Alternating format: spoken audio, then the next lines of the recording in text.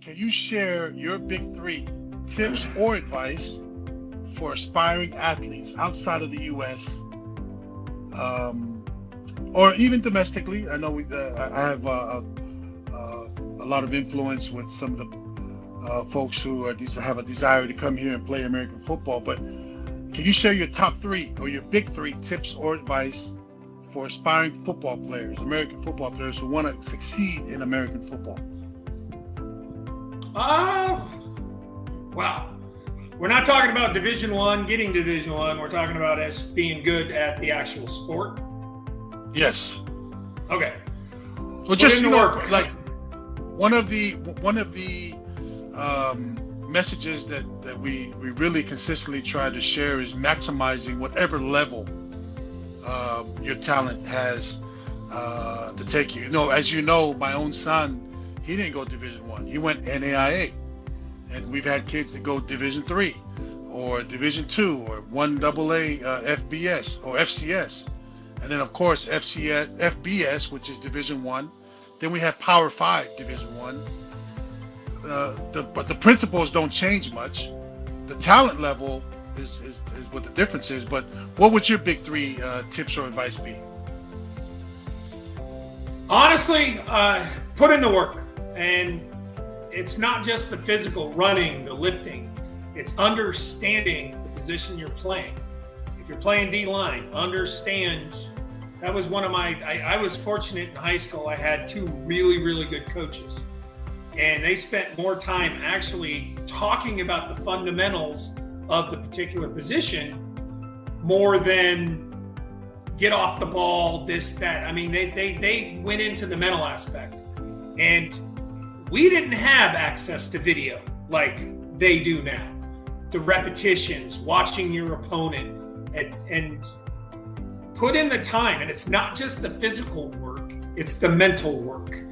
I think you can speak to this better than I can. But the best athlete is not, once you get to the higher level, and the higher level is not going to necessarily be the greatest athlete. It's the one that puts in the work and understanding not just your position, but what you're supposed to do. And those, not just in football, are going to help you in life, whether it be business or a teacher or a coach.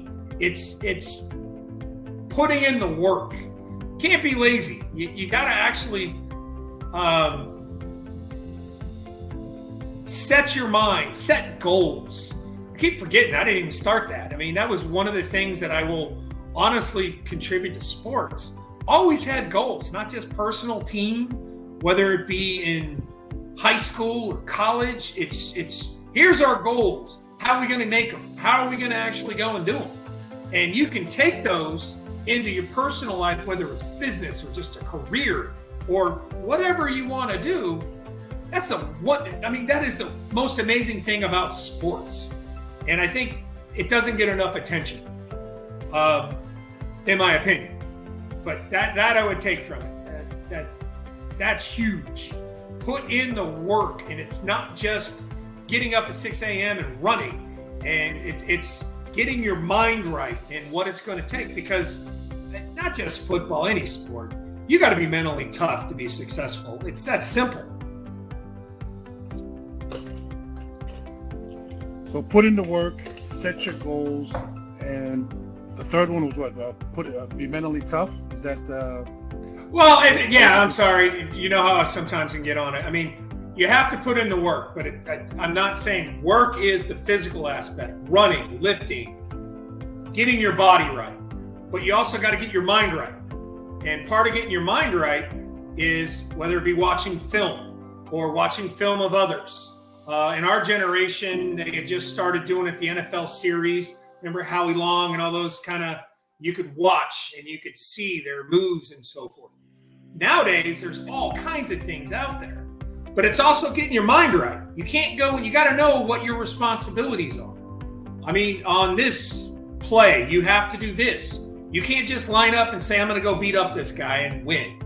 That's not how it works. You've got to have your body right and your mind right, but you have to be prepared. And being prepared is putting in the work, both physically and mentally. Hopefully I didn't screw that one up.